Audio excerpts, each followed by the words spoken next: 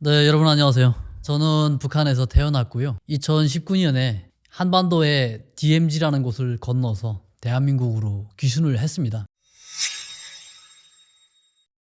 북한에서 복무한 것이 만 7년 한 3개월 정도 했습니다. 보통은 평균 10년, 횟수로 10년 채우곤 했었는데 제가 군복무를 이렇게 하고 있는데 저만 3년 더 하라고 하는 거예요.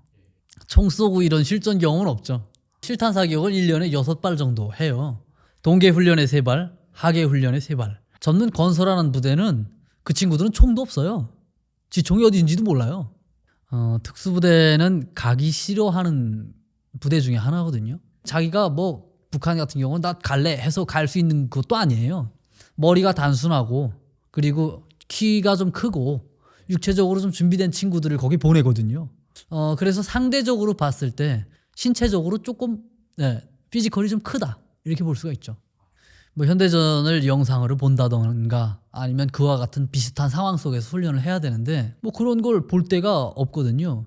북한을 제외한 다른 나라들은 군대들이 지도 대신 다 GPS를 가지고 다닌대요. 근데 GPS를 그때 제가 처음 들었어요. GPS가 대체 뭐 하는 거지? 우리는 민간인들도 휴대폰에 GPS 다 깔려가지고 다니지만 GPS 모형 자체를 본 적이 없어요. 북한 특수부대 같은 경우는 그런 스스로의 자아 이런 게 없어요. 무식한 거죠. 한마디로 무식한 거예요. 그래서 인터넷 같은 걸 전혀 못 쓰게 하고 딱 틀어막고 그 뇌 구조를 다르게 만드는 거예요. 예를 들어서 어떤 뭐 사이비 종교 같은 거 믿는 사람들 이해를 할 수가 없잖아요, 우리는. 그런데 모든 정보를 차단하고 자기 입맛에 맞는 교육만 이렇게 받았다는 거는 이거는 좀 위협적인 부분이죠. 신체적으로 좀 많이 부족하다. 현대전에 이런 신식 무기 같은 거를 잘 써보지 못했다. 그 두 가지를 아마 꼽을 수 있을 것 같아요. 특수부대라는 그 부대가 북한하고 비교해 봤을 때 북한의 일반 군보다 나은 거지 다른 세계에 비교했을 때는 이거는 또 다른 차원이거든요. 한민족이 다 똑같잖아요. 원래 1950년대는 똑같았겠죠. 그런데 오늘날에 와가지고는 북한의 남성들이 대한민국 남성들보다 평균 10cm가 작습니다. 그렇게 신체 골격 구조가 우리하고 달라진 겁니다. 먹지 못하다 보니까 영양실조 같은 거를 반드시 거쳐가요. 그래서 기본적으로 그 신체가 막 힘이 피지컬이 막 그냥 에너지가 넘치고 이런 군인들이 몇 명 없어요. 네, 다 그냥 뭐 속된 말로 비들비들한 거죠. 지금 영상 속 상황은 지금 아마 해바라기 밭 같아요. 거기서 지금 막 싸우고 있는데 드론 공격 같은 거를 지금 받고 있습니다. 북한에서 드론을 어떻게 격추할 것인가 이런 영상이 나오네요. 네. 상당히 북한다운 생각입니다. 이게 저라고 해도 북한의 상황에서는 이렇게 딱 생각을 했을 것 같아요. 민주진영에서 많은 사람들이 보통 사람들이 해석하기는 한 사람을 미끼를 삼고 나머지 그 둘이 그걸 소멸한다는 게 이게 말이나 되냐 이렇게 이야기하거든요. 근데 제가 봤을 때 저는 아직 북한의 사고가 좀 남아있잖아요. 그 사람들의 머리를 구조를 알고. 근데 이건 너무도 당연한 거예요. 이거는 그렇게 소멸해야지 그거 어떻게 소멸해요? 분명 소멸은 해야 되는데 자기 한 목숨 바쳐 소멸을 해야 되겠다는 그 정신에서는 그 방법밖에 나올 수가 없는 거죠. 북한에서 있었다면 그 가치를 잘 모르거든요. 북한의 군인들은 자기 스스로를 위해서 존재하는 사람들이 아니에요. 북한의 모든 사람들은 김정은을 위해서 존재합니다. 지금 현재는. 북한 군인의 임무 첫 번째가 군인은 경애하는 최고사령관 김정은 동지를 위해서 한 목숨 바쳐 싸워야 된다. 이게 첫 번째입니다. 네. 우리하고는 그런 가치관이나 그런 뇌의 구조 자체가 우리하고는 너무도 다릅니다. 네. 그래서 오늘날에 와서 보면 너무도 안타깝고 한 부분이지 북한에서는 그 군인들은 그냥 이거 피할 수 없는 거라고 생각하죠. 이거 당연히 받아들여야 된다고 생각하죠. 훗날에 갔을 때 이게 만약에 북한에 들어가잖아요. 적어도 이것은 수치스러운 영상은 아닙니다. 왜냐하면 항복하진 않았잖아요. 끝까지 죽더라도 싸운다 하는 걸 보여주고 있는 거잖아요. 공산주의하고 민주주의 군대의 가장 큰 차이점이 있어요. 민주주의 군대는 인간의 생명을 가장 중요하게 여깁니다. 그런데 공산주의 군대는 명령을 수행하는 게 가장 첫 번째입니다. 자기의 목숨은 두 번째입니다. 6.25 전쟁 때 저기 함경도에 장진호라고 있어요. 장진호에서 미군이 상당히 많이 피해를 입었습니다. 그때 중공군의 인해 전술로 인해서 상당히 많이 그때 전사를 했는데 미군이 그 시체를 찾아가지 못한 거예요. 근데 오늘날까지 와가지고 미군은 북한에다가 계속 요청하거든요. 야, 우리 그 시체 좀 찾아줘. 이렇게 하거든요. 미군이 어쨌든 그만큼 죽은 사람까지도 우리는 찾아간다. 이거거든요. 근데 북한은 산 사람도 중요하지 않아요. 북한에서 쭉 살아보면 그 전체주의 시스템이 중요한 거지, 하나는 전체를 위해서 부품에 지나지 않는 거지, 이게 그렇게까지 중요하지 않은 거거든요. 드론을 제가 일단 한국에 와서 처음 봤고요. 제가 나온 지 오래된 GPS도 본 적이 없다는데요. 네. 그런데 드론이 막 이렇게 작은 게 막 날아다니면서 자기 머리를 맴돌면서 폭탄을 떨구리라고요. 누가 그걸 어떻게 그걸 상상해요. 네. 드론은 봤겠죠. 저기 가면 그런 게 날아다니는데 조심해라. 뭐 이런 것쯤은 들어봤겠죠. 처음 가서 악몽을 꾸고 있는 거죠. 그래서 북한이 지금 현재 제일 처음에는 속수무책으로 당할 수밖에 없는 거죠. 네, 그것을 잘 대비하고 하는 데는 아마 많은 시간이 걸릴 거고, 그러다 보면 많은 사람들이, 군인들이 죽을 겁니다. 다른 세계를 본 사람들이 북한에 돌아가면 그 사람들이 북한의 저항 세력이 될 거다. 근데 그 추측은 상당히 신빙성이 있는 추측입니다. 그렇지만 노동당의 정면에서 대들기는 힘듭니다.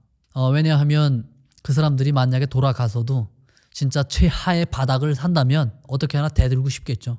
그런데 제 개인적인 경험으로 놓고 봤을 때 만약에 살아 돌아가면 그 사람들 최소한의 어떤 당간부라든가 이런 직책을 그 사람들이 다 맡을 거예요. 다시 북한에 변절하지 않고 북한에 돌아왔다는 거는, 이거는 검증된 사람으로 볼 수도 있거든요. 그래서 어떤 완장 같은 걸 하나씩 채워주면요, 이 사람들이 그걸 완장을 벗어 던지고 노동당에 대들 거야, 이런 생각을 크게 못해요. 하지만 항상 준비는 되어 있죠. 어떤 시기가 오면 이 시스템을 바꾼다, 이런 생각은 다 되어 있죠. 그래서 잠재적인 우리 편이라고 볼 수도 있죠. 사망률이 얼마 나올 거라고 이것을 뭐 구체적으로 예측하지까지는 못했겠죠. 하지만 많은 군인들이 희생될 거라는 거는 알죠. 네, 그걸 왜 모르겠어요. 그 사람 김정은이 봤을 때 러시아 군인들의 그런 피지컬하고 북한 군인들의 피지컬, 이런 전투 능력 자체가 상당히 차이 나는 거를 김정은이 모르겠어요. 네, 그걸 다 알면서도 보내는 거죠. 90% 아마 처음에 파견된 군인들은 아마 살아남기가 참 쉽지는 않을 것 같아요.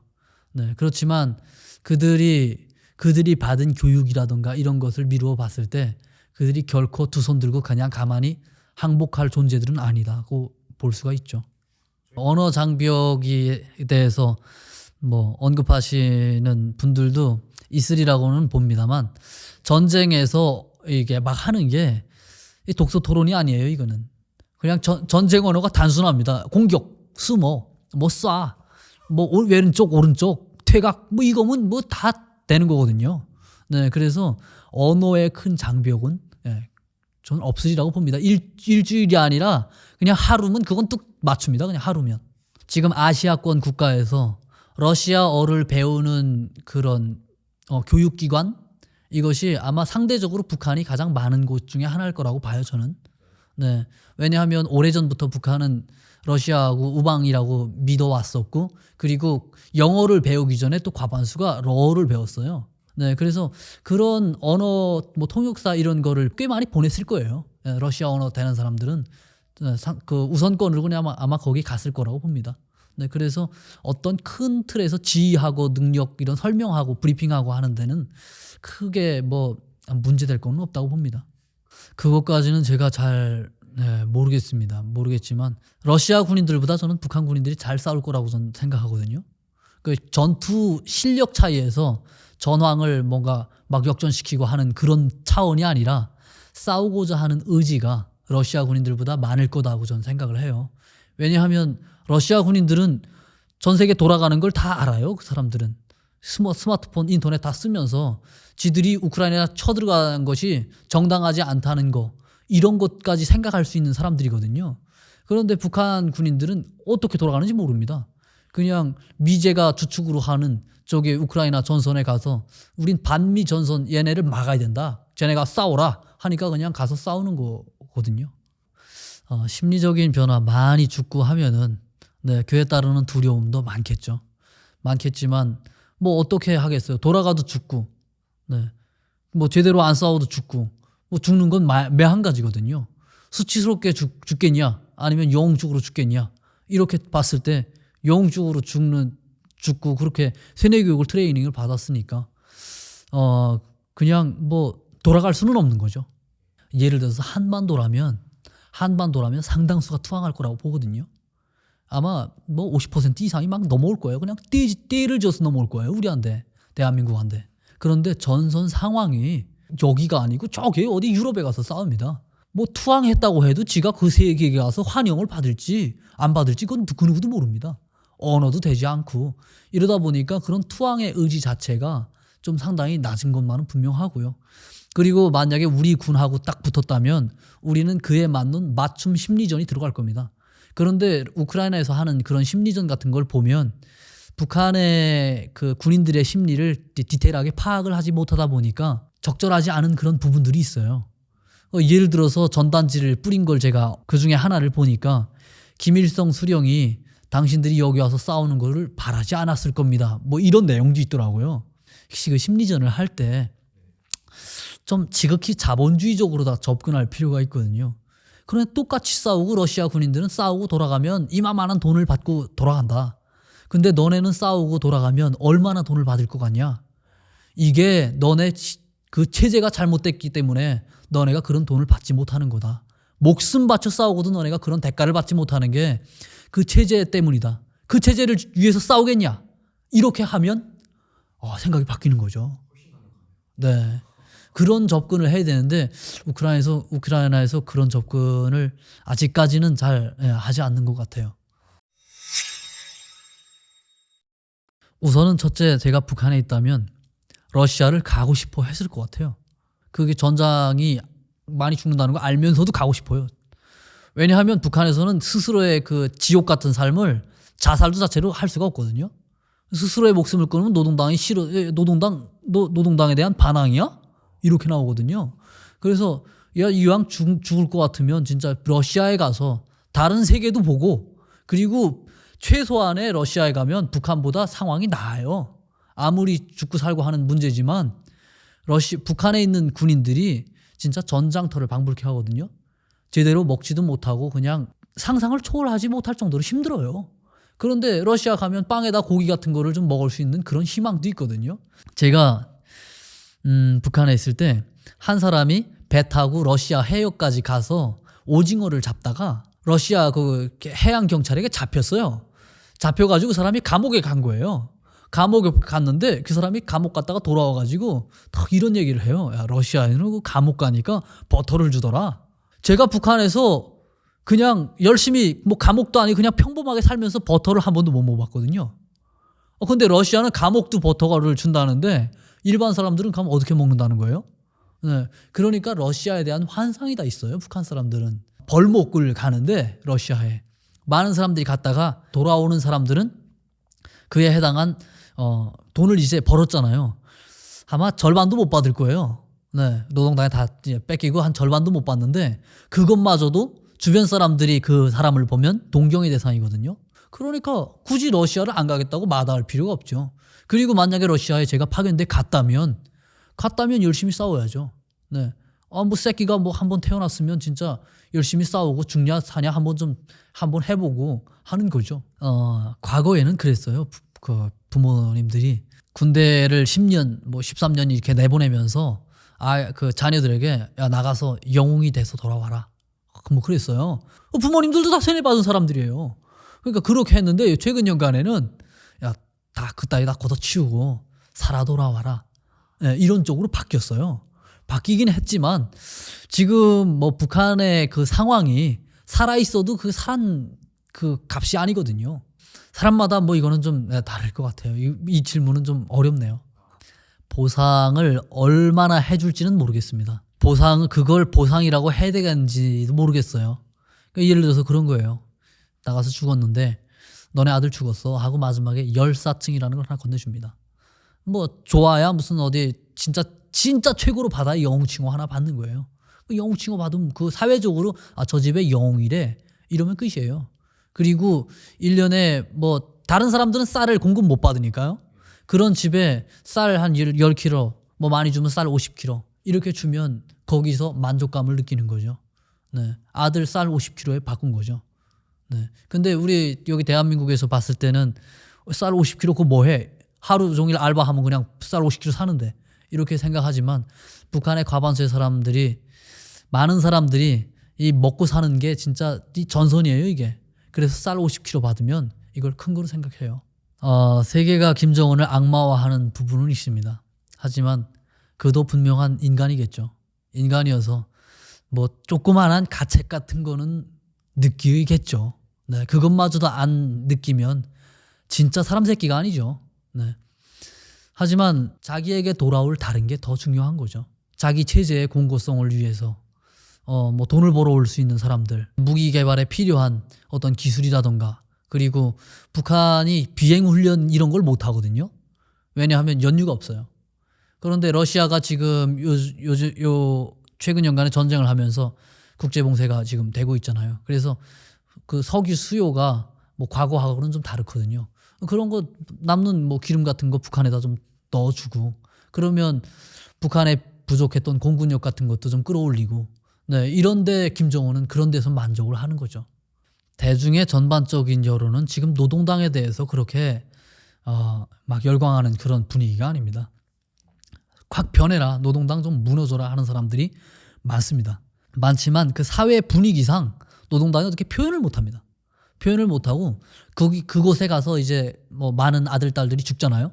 죽으면 그것을 우리 대한민국만큼 이렇게 가슴 아파하지 않습니다. 아들 딸들인데도 우리 대한민국만큼 그렇게 가슴 아파하지 않습니다. 왜냐하면 교육을 잘못된 그런 교육을 받았으니까요. 여기 제가 대한민국에 와서 쭉 보면 자기 스스로가 잘 사는 것이 국가를 위해서 할 수 있는 걸 잘 하는 거다, 이렇게 알고 있잖아요, 모두가. 그런데 북한에서는 자기 스스로 한 목숨 바치면서 국가가 잘 나가야 된다고 이렇게 교육을 받았어요. 그래서 나만 잘 살 거야, 이런 걸 못합니다. 주변에서 어떤 누구네 집 아들이 나가서 죽었대. 그러면 참 안 됐다, 이걸로 끝이에요. 뭐 다른 생각을 만약에 그거보다 더 엄청난 생각을 하면 정치범 수용소에 갈 수도 있으니까요. 북한에는 교도소가 두 부류가 있습니다. 뭐 뭘 훔치다가 가거나 어떤 뭐 사기를 치거나 이런 것은 경제범이라는 걸 해서 일반 교도소에 보냅니다. 하지만 이제 어떤 정치적인 문제, 이슈하고 관련된 반론을 하거나 거기에 항의를 하거나 하면 무조건 정치범 수용소에 갑니다. 정치범 수용소에 가면 살아나오지 못합니다. 거기 가면 그냥 뭐 죽어서도 못 나옵니다. 일반 교도소도 인간 취급을 안 하지만 정치범 수용소에 가면 이거는 짐승보다 못합니다. 네. 그런 삶을 살기 때문에 스스로 뭐 자기가 위협을 무릅쓰고 노동당하는데 한 거 할 그럴 엄두를 차마 못 내는 거거든요. 뭐 전쟁은 진짜 최악이잖아요. 그런데 북한이 전쟁 못지않게 최악이에요. 그러니까 그냥 딴 모르겠다 그냥 이렇게 한 거죠. 네. 뭐 전쟁이 차악이라고 말할 수도 없어요. 네. 전쟁하고 북한 상황이 뭐 크게 다르지 않습니다. 아마도 그 러시아에 파견된 군인들은 어떻게 하나 살아서 돌아가야 된다, 네, 이런 생각하고, 그리고 수치스럽게 도망치지 말아야 된다. 막 적극적으로 싸우자니 좀 죽음도 막 두렵고, 네, 그런 갈등을 할 것 같은데, 그래도 뭐 어쩔 수 없으니까 싸워야죠. 네, 싸워야 되는 그런 참 모호한 그런 상황에 놓여 있는 상황일 것 같아요. 그렇지만 사람이 누구나 그냥 죽고 싶은 사람은 없잖아요. 다 똑같이 살아 돌아가고 싶고, 살아서 부모님 곁에 가고 싶을 거고, 네. 그 전쟁을 진짜 실질적으로 경험을 해보면 이게 얼마나 참혹한 것인가 하는 것도 스스로가 알았을 테고, 네. 그러면 참 그냥 건강해서 돌아가고 싶은 게 첫 번째 마음일 거죠. 2019년 8월 1일에 DMZ라는 루트를 정하게 됐고, 여기에 대한민국에 많은 사람들이 왔지만 걸어서 온 사람 중에는 아마 제가 가장 빠른 시간에 오지 않았을까, 이렇게 생각을 해봅니다. 자꾸 제 생각이 맞는가, 이거를 자꾸 제 스스로가 이제 컨트롤 해보는 거죠. 그런데 하루하루 점점 살아갈수록 이 북한 체제는 이건 아니라는 확답이 그냥 나오는 거예요. 전 이제 북한을 바꿔야 되겠다고 이제 생각을 하게 된 거예요. 북한을 벗어났다가 한국에 와서 정보기관 도움을 받아가지고 다시 북한에 돌아간다. 돌아가서 저와 같은 그런 처지에 있는 사람들, 깨어나려고 막 꿈틀대는 그런 사람들 모아서 북한 김정은 체제의 변화를 이끌어 보려고 했었죠. DMZ 40km 이 근처까지 와가지고는 제가 밤에 다 걸었거든요. 그런데 제가 막 남쪽으로 간다고 생각하고 가고 있는데 어떤 군부대 안으로 들어가고 있더라고요. 딱 앞에 어두운 데 갔는데 이제 무기 소리가, 총 소리가 쩔거적 하면서 후레쉬가 저한테 척 비춰지는 거예요. 그래서 갑자기 이제 딱 몸이 움직이지 않는 거예요. 움직이지 않다가 다시 서서히 돌았죠. 뒤에 반대로 180도 돌아가지고 천천히 걸어갔어요. 근데 그때 비가 억수로 쏟아지고 있을 때거든요. 근데 그 보초 서고 있던 군인이 저를 따라오지 않는 거예요. 왜냐하면 그때 시간이 뭐 새벽 1시 막 그렇게 됐을 텐데 도적놈이 많아요, 북한엔. 그래서 그런 일이 그냥 많은 거예요. 그래서 저 새끼 저거 뭘 훔치러 나간가 보다, 이렇게 생각하고 안 따라온 거죠. 비도 맞기 싫고. 그렇게 진짜 심장이 콩알만해져가지고 그래서 다시 반대로 나와가지고 마지막 이제 철책 앞에까지 이제 와가지고 하루 종일 제가 비 맞으면서 철책을 넘기 전에 고민이 엄청 많은 거예요. 내가 왜 저 철책을 넘어가야 되는지, 왜 나는 지금 이 처지에 몰려 있는지, 저 넘어가다 죽을 수도 있다는 그 생각에 추억들이 쫙 사진처럼 지나가는 거예요. 지나가면서 죽음 앞에 왔구나 이러면서 제발 어떤 하늘에 뭔가 있다면 저를 좀 제발 좀 살려주세요. 십자가를 이렇게 3번 그었어요. 제가 가는 길이 결코 해악의 길이 아니고 다른 사람들이 좀 더 나은 삶을 위한 그런 세상을 만들 수 있는 길이라면 제발 제 목숨을 살려주십시오. 간절히 빕니다. 이렇게 하고 2손 모아가지고 이렇게도 해보고요. 네. 그렇게 하고 정말 눈물이 줄줄 나오더라고요. 그렇게 하고 딱 출발을 해서 넘었죠. 그런데 한 주일 정도 제가 그 근처에서 어떤 시간을 기다리고 있었어요. 우리 한반도에 7, 8월이면 반드시 찾아오는 게 있잖아요. 그 장마철을 기다렸다가 7, 8월에 이제 제가 출발을 한 거예요. 비가 막 쏟아지기를 기다리고 있죠. 그래서 며칠 동안 비가 쫙 와가지고 강물이 이제 불어나기 시작하는 거예요. 그래서 비가 또 정점 막 쏟아지는 날, 그날 DMZ를 넘어야 되는 거거든요. 왜 비가 오는 날 가면 좋은가 하면요, 경계 근무를 제대로 설 수가 없어요.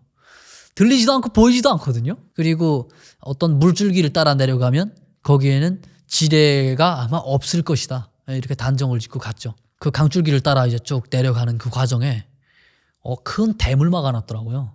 그냥 댐에서 뛰어내렸죠, 거기서. 그러니까 물량이 그냥 엄청났거든요. 빠른 유속을 타고 지금 대한민국 쪽으로 흘러 내려가는 거죠. 그런데 우리 군까지 이제 쫙 이제 접근을 하는데 제가 이제 쫙 접근하고 있는 거를 확인을 먼저 한 거예요. 그래서 전조등이 이제 밝은 불빛이 저에게 쫙 날아오는 거죠. 날아오면서 귀순할 의사가 있는가? 남쪽으로 내려오라. 철책에 문이 있는데 문 쪽으로 저를 안내를 이제 하는 거죠. 제가 51km 나갔어요, 그때. 그런데 우리 군은 평균 7, 80km 나가고 100km도 막 나가고 하잖아요. 그런 군인들이 총구를 탁 대고 있는데 움찔하죠. 앞으로 벌어질 일이 어떤 세계가 펼쳐질지 이게 더 또 무서운 거고요. 저를 이제 딱 묶더라고요. 그래서 난 내 집에 내 발로 찾았는데 묶습니까? 이렇게 딱 반문을 했죠. 왜 넘어왔냐? 이런 질문을 해요. 난 여기서 아무 말도 하고 싶지 않아요. 전 다시 북한에 가려고 하는 그런 계획을 가지고 온 건데 할 소리가 없는 거예요. 제가 배고파서 왔습니다, 이런 말을 하겠어요? 제가 그런 계획을 만약에 말하면 그 중에 한 명이 북한하고 예를 들어서 대통하고 있다면 제가 죽잖아요, 돌아가면. 사실 북한 같으면 그냥 진짜 주먹 하나 날아오거든요. 그냥 두들겨 패거든요. 근데 그러지 않더라고요. 전 그런 말을 각오를 하고 말했던 거예요. 어디 상급 단위로 이제 저를 이제 옮겼거든요. 옮겨가지고 가니까 숱한 10여 명 되는 이 중령, 대령 이런 분들이 쭉 앉아있더라고요. 앉아서 또 왜 넘어왔냐요. 그래서 제가 그때도 또 똑같이 난 여기서 아무 말도 하고 싶지 않습니다. 그런데 또 안 때리는 거예요. 제가 그랬죠. 나는 안전기획부 제일 높은 사람 만나고 싶다. 이렇게 딱 제 얘기를 하니까 거기서 서울로 이제 다시 압송을 하는 거죠. 쫙 여러 명이 들어오더니 여기서는 말하래요. 여긴 진짜 여기선 말해도 된다. 비밀이 철저하게 보장되니까. 북한 체제를 바꾸고 싶은 그런 한 가지 동기를 가지고 제가 넘어왔습니다. 뭐 이런 식으로 딱 이야기를 떼는데 그건 안 된대요. 당신 여기서 살던지 아니면 판문점으로 가던지 둘 중에 한 길만 택해라. 판문점으로 보내려면 날 죽여서 넘겨라. 제가 북한 정권이 싫은 거지. 저와 같이 생활하고 있는 그런 뭐 한 사람 한 사람의 북한 사람들이 싫은 건 아니거든요. 그리고 싫든 좋든 북한은 제가 태어난 고향입니다. 고향이고 그런 고향 사람들 그리고 진짜 가장 가까운 나의 가족 그런 사람들과 더 잘 살고 싶었던 거죠. 네, 그래서 제 혼자 여기에 도망쳤다 이런 말 자체를 듣고 싶지 않은 거고 그래서 다시 돌아가서 그 사회를 바꾸려고 그런 계획을 세웠던 거죠. 대한민국에 살겠습니다 하고 사인을 했죠. 오늘날 제가 와가지고 이제 신앙이 제가 생겼거든요. 왜냐하면 오늘날 제가 대한민국에서 살아갈 수 있는 그 이유가 저의 그런 계획으로만 이루어진 건 아니더라고요. 예. 그냥 어찌 보면 운명 같아요. 그리고 어떤 뭐 신앙의 그런 인도가 있었기 때문에 오늘날까지 온 것 같아요. 그때 사람이 간절하니까 뭔가 찾느라 하는 걸 그때 느꼈죠. 네. 2020년도 이전까지는 나름대로 국경을 넘어서 온 케이스가 꽤 많거든요. 그 이후로부터는 코로나라는 이런 뭐 팬데믹 시기를 그 핑계로 해서 국경을 전면 틀어 막은 걸로 지금 나타나고 있습니다. 또 북한에서 내부 소식통 이런 거랑 들려오는 걸 보면 북한의 국경지대에 철조망을 쳤다고 하고요. 뭐 심지어 지뢰까지 깔았다고 하는 그런 소리도 들려오고 있습니다. 그리고 전기가 부족한 북한이 카메라를 지금 설치하고 있어요. 뭐 비싼 게 생각되지만 국경을 틀어막는 게 더 중요한 거예요. 그래서 국경에다 카메라 다 설치하고 이 탈북을 그냥 꽉 틀어막는 거죠. 카메라가 없을 때는 군인들이 자기들이 배가 고프니까 한 명 건네주고 돈 받고 네, 또 한 명 건네주고 돈 받고 이런 사례가 많았어요. 제가 있었던 곳이 국경은 아닌데 중요한 경비 시설이었어요. 그래서 거기다 카메라를 갖다 설치해 놨거든요. 카메라를 설치했을 때하고 안 했을 때하고 심리적으로 완전히 달라요. 못해요 이게. 24시간 카메라가 나를 지켜보고 있다고 생각하니까 졸지도 못하겠더라고요. 카메라가 24시간 작동 안 할 수도 있거든요. 하루에 1시간 작동할 수도 있어요. 그런데 어느 시간 작동할 줄 모르는 거예요. 그래서 전기가 24시간 안 와도 무서운 거예요. 그것을 감내하면서까지 이 사람을 넘겨보내주는 게 이게 쉽지 않은 거죠. 그런 게 지금 국경에서 벌어지고 있다 보니까 그 군인들이 돈 받고 건네주고 이런 게 힘들어진 거죠. 그로 인해서 탈북이 앞으로 점점 가면서 국경을 넘어가는 것이 쉽지는 않을 걸로 전망됩니다. 김일성 시기에는 군인들이 상당히 그 인민을 위해서 뭔가 헌신해라. 인민이 있어야 군대가 있다. 뭐 이런 슬로건을 내걸고 했었어요. 그런데 군대에 제때의 보급, 이런 식량 보급이랑 이렇게 따라서지 못하다 보니까 아무리 인민을 하늘처럼 모시라고 해도 배고프니까 그걸 못하는 거예요. 그래서 숱한 걸 도적질을 하는 거죠. 그래서 북한에서는 군대 이퀄 도적이에요. 군대하고 도적은 따라다니는 수식어예요. 군인들에게 월급은 상상도 할 수 없는 거고요. 이거 작은 배 하나 제대로 채워주지 못하다 보니까 훔쳐먹는 게 결코 북한에서 부끄러운 짓이 아니고요. 장발장이 빵을 훔쳐가지고 감옥에 가는 것처럼 그런 현상이거든요. 그래서 이 국민 관계가 획기적으로 개선될 수는 없죠. 그래도 밥술을 뜨는 사람들이에요. 브로커하는 사람들은. 지 삶의 가치를 알아요.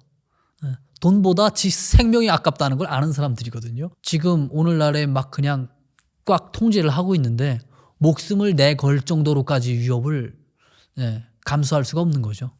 그래서 탈북의 그런 비용 자체가 급격히 올라갔다고 볼 수가 있는 거죠. 과거에는 좀 느슨해서 보이부 돈 얼마 주고 자기 돈 얼마 받고 이런 식으로 할 수가 있지만 요즘에는 그것 자체가 조금 많이 어려워지는 것 같아요. 북한 사람이 넘어가면 중국에서는 이제 그런 사람들을 이제 잡거든요. 뭐 북한보다 그렇게 엄청나지는 않을 거라고 봐요, 저는. 네. 그렇지만 위험이 계속 따르는 거죠. 북한 사람이 넘어왔다. 이걸 중국이 그냥 가만히 그냥 침묵하고 가만히 있으면 숱한 사람이 넘어오기 때문에 중국의 입장으로 봤을 때도 좀 골칫거린 거예요. 그래서 중국이 인권이라든가 이런 걸 욕을 그냥 먹으면서까지도 다시 북한으로 보내는 거예요. 다시 못 나오게. 그리고 요즘에 뭐 중국에서 안면 식별 같은 그런 거랑 있다고 하잖아요. 그래서 점점 중국 대륙을 횡단해가지고 저기 태국까지 가는 게 어려워지는 거죠. 1990년대 넘어갔다가 잡혀 나오는 거는 이거는 한국행이 아니었다면 어느 정도 그냥 솜방망이 처벌 같은 걸로 했을 것 같아요. 그런데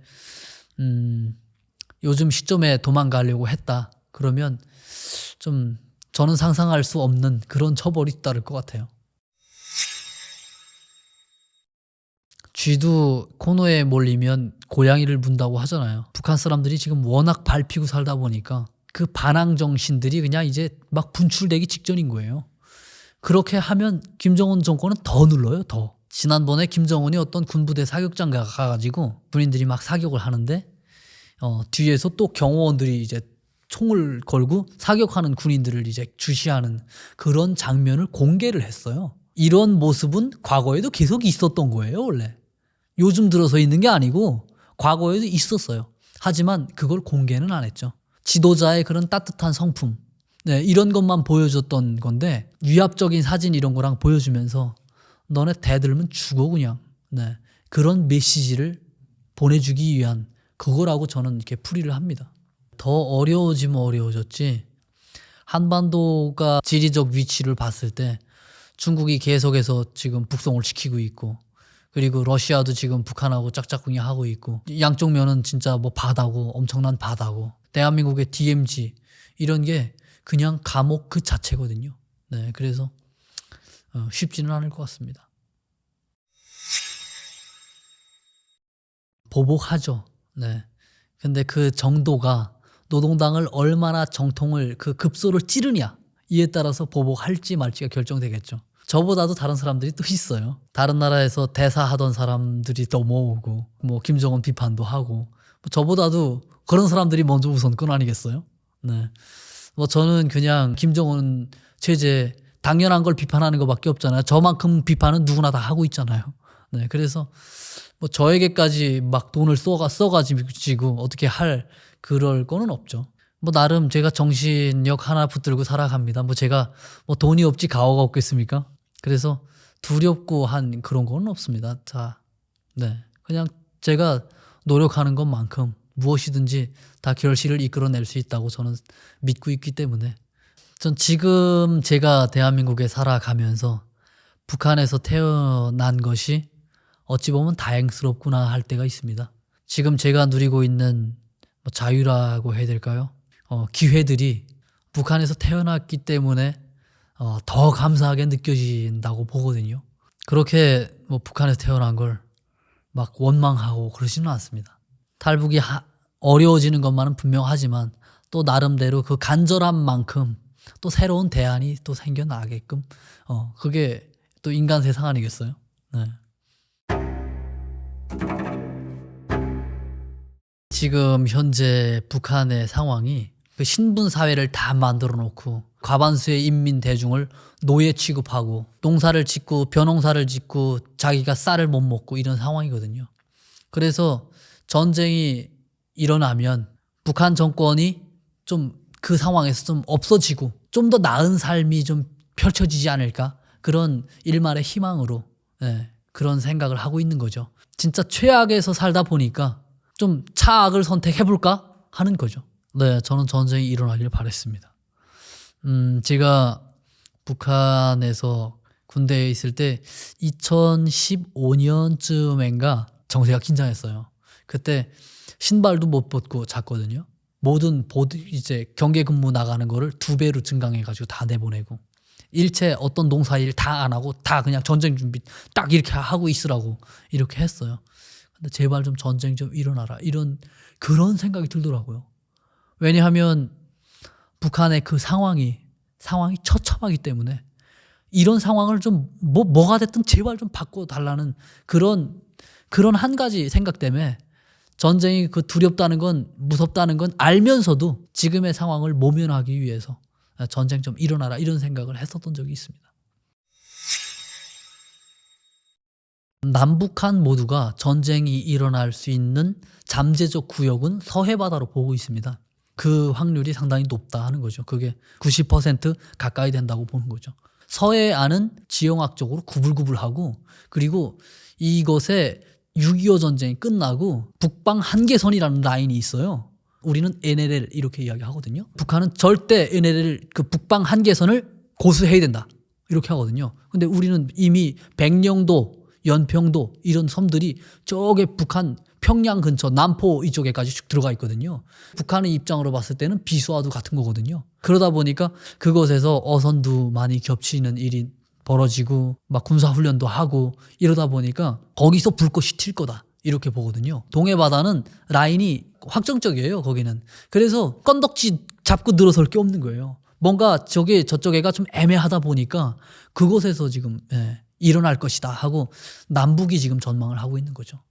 현대전은 입체전이라고 하거든요. 지금은 후방과 뭐 이런 전선 이게 따로 없이 그냥 입체적으로 막 공격하고 지상, 해상 그리고 공중에서 막 전쟁이 지금 동시다발적으로 벌어지거든요.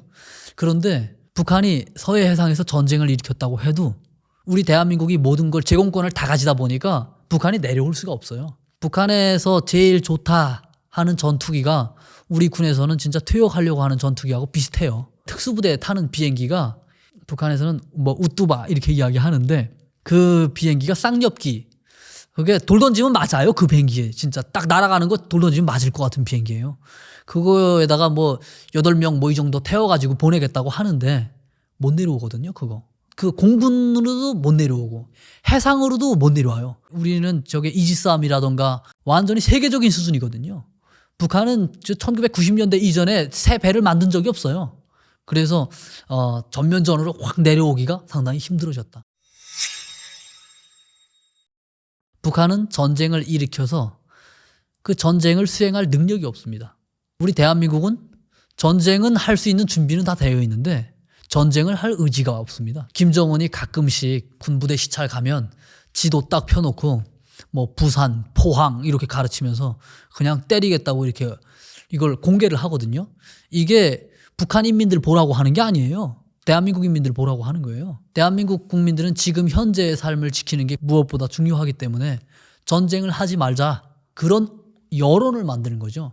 그래서 김정은 체제가 지금 뭐 재래식 전력이라던가 이런 건 힘은 약하지만 저들이 국민적 합의를 이룩하지 못하고 자기를 건드리지 못하게 그 김정은의 그 세습 독재를 무너뜨리지 못하게끔 이렇게 엄포를 놓는 거거든요. 서로 여기서 이간 조성을 시키는 거예요. 네, 한쪽에서는 야 북한 주민들 해방해야 돼 그런 생각을 하는 사람들하고 야 전쟁은 죽어도 안 돼, 야, 못해 뭐 이런 세력을 여기 대한민국에 만들려고 김정은은 그런 걸 꾀하고 있는 거죠. 북한에서 군사 퍼레이드를 보면요, 이거는 그냥 쇼예요, 쇼. 걔네 군부대 다 돌아가면 그런 무기 자체가 없어요. 걔네 탱크 막 이렇게 나오는데 저는 그게 살짝 의문스럽거든요. 전장에서 제대로 작동할지 이게 궁금해요. 이 독재 시스템은 없어도 있는 것처럼 엄청 그냥 보여줘야 돼요. 외부 세계에도 우리 이렇게 강해 하고 보여줘야지만 북한 인민들에게도 보여줘야 되는 거예요. 너네가 지금까지 배 고팠던 이유는 우리가 이런 결과물을 만드느라고 그랬어. 쟤네가 우리를 자꾸 공격하려고 하니까 진짜 힘이 뻥튀기가 돼 있어요. 제가 51kg에 넘어왔어요. 근데 일당 100, 혼자 100명을 우리는 죽인다. 김정은 원수님의 병사는 일당 100이다. 뭐 이렇게 교육자료 뭐 그렇게 만들어요. 그런 걸 통해서 야, 우리한테 덤벼들지 마라. 이런 메시지를 주변에 쭉 뿌려 던지는 거죠. 적으로 대했던 거는 과거부터 계속 했습니다. 적대 국가라는 표현을 좀 새롭게 정의를 한 거죠. 북한이 대한민국을 너네를 국가로 봐줄 거야. 이렇게 한 거죠. 북한에서는 김일성 있을 때부터 한반도는 무조건 노동당 주도하에 통일을 해야 된다. 저 미제가 틀고 앉아있는 남조선을 미제의 군합발 밑에서 해방해야 된다. 이런 논리로 계속해서 주민들에게 설득을 시켰었어요. 그런데 오늘날 쭉 와서 보면 대한민국이 그 미군의 군합발에 밝혔다고 주민들이 교육을 받고 있는데 과반수의 주민들이 저 군합발에 밟혔다고 하는 저 남조선이 북한보다 한참 잘 사는 거예요. 그걸 알아버렸어요. 그래서 그런 논리가 잘 먹히지 않는 거예요. 그런 게 먹히지 않는 거는 시간이 꽤 오래됐어요. 2000년대 이후부터는 북한에서 그냥 그걸 이미 알고도 남았어요. 이번 시점에 바꾼 거죠. 네, 그래서 북한 주민들이 통일이라든 그런 희망 이런 거를 가지고 살았는데 그런 희망까지도 그냥 무자비하게 그냥 김정은 정권이 짓밟아 버리면서 야, 한반도는 그냥 우리는 우리대로 간다 하는 그런 걸 지금 요즘에 주장하고 있죠. 북한은 지금 우리 대한민국하고 공군력에서 게임 자체가 안 됩니다. 해군력도 역시 마찬가지고요. 뭐 전반적인 면에서 이게 되진 않습니다. 북한의 전체 그 GDP가 우리 대한민국 삼성보다도 작다고 지금 평가되고 있거든요. 그런데 군대는 우리 대한민국의 2배를 넘는 걸로 지금 국방백서에 나타나고 있고요. 질적인 훈련 이런 것도 제대로 주지 못합니다. 그래서 전쟁을 할 수 있는 능력이 되지 않습니다. 북한이 지금 가장 못 살고 있는 이유가 핵 때문에 못 사는 거잖아요. 이 독재 체제 때문에 못 사는 이유도 있지만 핵으로 인해서 국제사회가 지금 북한을 제재하고 있는 거거든요. 너네 핵을 포기하면 그래도 좀 웬만한 거 경제적으로 지원해 줄 거야 하는데 안 하거든요. 핵을 포기하는 순간 다른 애들 얘네는 그냥 개시나 마시하는 한 존재가 돼서 우리 대한민국이나 그런 외부 민주주의 진영한테 딱 먹힐 것 같은 그런 두려움을 가지고 있거든요. 핵을 포기 안 한다는 거는 뭐 확실하지만 어쨌든 재래식 전력에서도 균형을 맞춰야 되겠다는 그런 필요성을 김정은이 지금 강하게 느끼는 거죠. 김정은이 핵무기를 쓴다는 거는 김정은이 죽는다는 걸 이야기하는 겁니다. 네, 그게 자기도 내려놓고 그냥 너 죽고 나 죽고 해보자 할 때 가능한 거거든요. 핵무기를 쓰고 김정은이 한반도에서 집권을 할 수가 있겠어요? 그게 집권 자체가 불가능한 겁니다. 전 세계에서 김정은은 그냥 죽는 겁니다. 그래서 김정은은 핵무기 이것을 그냥 나름대로 전쟁 억제력이라고 하고 국제사회에서 어떻게 하나 어떤 지위를 얻어내려고 하는 거죠. 국제사회에서 그것 때문에 북한에 제재도 하고 있고 네, 이게 양날의 검 같은 이런 작용을 하고 있는 거죠. 뭔가 조금이라도 살 수 있는 구멍은 열어줘야 된다고 보거든요. 네, 우리가 정말 필요악 이런 표현도 쓰고 저는 코너에까지 몰진 말아야 된다고 봐요. 북한 시스템이 다 끝나는 때가 있다고 하더라도 김정은이 그런 핵 버튼이라든가 이런 건 누르지 않게끔 어떤 최소한의 그런 옵션 같은 거는 열어줘야지 않나. 네, 저는 개인적으로 그렇게 생각을 해봅니다. 중국이 만약에 대만을 때리면 한반도에서 미군의 신경이 저 대만으로 옮겨간다는 거죠. 네, 그럴 때 전쟁이 일어나지 않을까 이런 우려를 하는 그런 사람들도 있는데 지금 우리 대한민국의 군사 경쟁력은 북한하고 상대할 수 있는 그 정도는 훨씬 넘어섰다고 전 보거든요.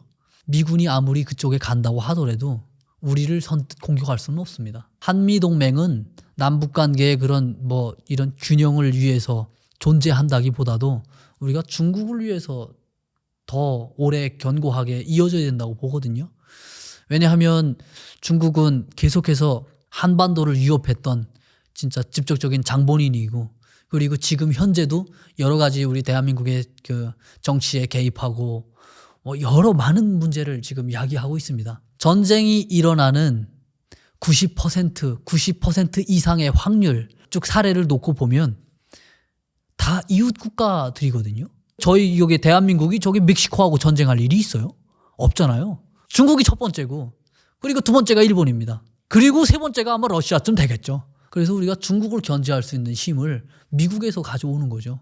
그래야 중국이 우리한테 마음대로 못하지. 만약에 미국이 없다면 우리가 미국의 균형 밖에 그 영향력 밖에 있다면 중국에서 감노라면 감노고 배노라면 배놔야 될 그런 상황입니다. 우리가 중국을 견제할 수 있는 그런 힘을 한반도에 계속 같이 놔둬야 된다는 거죠. 여자들은 상당히 사회적인 동물인 것 같아요. 그래서 어떤 걸 탁 주면 그 집단 정신에서 남자들보다 더 능률을 더 많이 발휘해요. 북한의 그런 전체주의 시스템 거기에 더해서 여성들의 심리 이런 게 더해지다 보니까 위험한 부분이 있지 않나. 이런 해안선을 지키는 부대에 해안포라고 있거든요. 과반수의 여성들이 다 이제 해안포를 맡고 있고요. 북한에서도 병력 이런 출생률 이런 것이 높지 않다 보니까 병력 수는 채워야지 하니까 여성들도 다 의무복무제로 전환을 지금 하고 있거든요. 그래서 7년 동안 군대에 복무를 해야 돼요. 이런 의무병들은 과반수가 여자예요. 여자고, 그리고 비행장 지키는 고사총, 고사포 얘네 다 여자고요. 여자들은 어떤 진지 같은 걸 딱 지키고 자기 무기를 다루는 이런 쪽으로 부대 편성을 그렇게 해놓고 있습니다. 북한에서 과거에는 남파 간첩이라고 해서 직접적으로 뭐 DMZ도 넘어서 보내고 잠수함 타고 오고 했거든요. 그런데 요즘에는 그럴 필요가 없는 거예요. 요즘엔 여행의 자유가 대한민국에 생기다 보니까 대한민국에서 임무 받은 사람들이 제3국으로 갑니다. 그래서 3국에서 만나가지고 접선도 하고 임무할 걸 다 거기서 줍니다. 심지어 메일도 보낼 수가 있습니다. 다 모든 걸. 그러다 보니까 실질적으로 넘어오고 가고 할 이유가 없어진 거죠. 그리고 인터넷을 통해서 구글 어스 같은 걸 보면 쫙 지금 대한민국 뭐 보고 싶은데 웬만한 데 다 보거든요. 사진 찍어서 보내고 이런 것을 굳이 할 필요가 없는 거죠. 우리 대한민국에 만약에 북한 사람들이 이제 간첩 임무를 받고 왔다고 하더라도 정보를 접근할 수 있는 데서는 한계가 명확합니다. 우리의 직접적인 그런 안보 위협은 북한에서 간첩이 와서 생기는 게 아니고 우리 대한민국 내부에 있는 거예요. 심지어 국회의원도 간첩일 수가 있어요. 열린 사회잖아요, 우리 대한민국이. 이렇게 열린 사회다 보니까 대놓고 간첩 활동을 해도 물증을 딱 잡기 전에는 힘들어요. 감옥에 보내기도. 물증을 잡아가지고도 보내기가 힘들어요. 네, 이게 간첩을 잡기가 힘들어진 거죠. 우리 대한민국에 태어난 사람들은 어떤 직책에 올라가면 정보 접근에 있어서 북한 사람들에게 비할 바 없이 유리한 위치에 있습니다. 그래서 북한에서 간첩을 파견할 이유가 없는 겁니다. 제가 여기 처음에 군인들을 딱 마주쳤을 때 그 순간부터 보이는 게 다 놀라운 거거든요. 북한이 100년이 지나도 오늘날 대한민국을 따라올 수가 없다는 걸 그런 생각이 들더라고요. 북한 군인들이 여기 딱 오면 대체 어떤 일이 있었던 거지? 대체 노동당은 진짜 자기들을 배고프게 고생하고 힘들게 일 시켰는데 쟤는 한 게 없는 거예요. 여기서는 뭔가 너무 많이 이뤄놓은 거예요. 그래서 뇌가 있는 애라면 북한이 하고자 하는 그런 정책, 사회 정책에 대해서 의문을 던질 수밖에 없는 거죠. 그리고 그걸 굳이 따라가고 싶지 않은 거죠. 네. 여기 얘가 민주주의가 너무 매력적으로 다가오는 거죠. 그래서 그 사람들이 내려온다고 해도 낙하산 타고 떨어져도 임무 수행할 의지가 이렇게 막 충만되어 있지는 않다고 봅니다. 북한의 노동당은 거짓말로 만들어지고 거짓말로 유지되고 오고 있습니다. 그래서 진실은 시간 문제거든요. 진실을 아는 순간 상당히 노동당에 대한 배신감이 상당히 큽니다. 네. 이거는 최대의 노동당이 최대의 적이 되는 거예요. 그 순간. 그래서 북한이 외부 정보를 가장 두려워하고 있는 거거든요. 그런 차원에서 봤을 때 이 사람들이 딱 여기 와서 다른 세계를 보고 진실을 알면 북한을 옹호할 그럴 이유가 없어지는 거죠. 쇠뇌가 그냥 다 깨지는 거죠. 북한 군인들이 심지어 그들도 뇌가 있는 사람들인데 여기 와가지고 인민들 보고 그리고 어린애들 보면 막 총을 당기고 싶겠어요. 그들도 인간인데 인간의 그 DNA가 그런 걸 가지고 있는데 그런 엄청난 일은 일어나지도 말아야 되고 그리고 일어나지 않을 거라고 조심스럽게 희망해 봅니다. 합리적인 생각을 하는 애라면 전쟁이 북한이 상당히 열세에 있다는 걸 알고 있죠. 배고파 죽겠는데 지 배도 못 채우고 1년에 총을 6방밖에 못 쏘는데 무슨 전쟁을 해요. 모르는 애들만 진짜 전쟁하면 이긴다고 하지. 좀 세상 돌아가는 거를 좀 이해하려고 하는 사람들은 그런 상황을 기대조차 하지 않죠. 캐묻지 않는 인생은 살 가치가 없다. 그런 어떤 철학자의 말이 있더라고요. 그래서 전 계속 캐 물으면서 살고 있기 때문에 뭐 나름대로 이런 주장도 하고 있는 것 같아요. 네.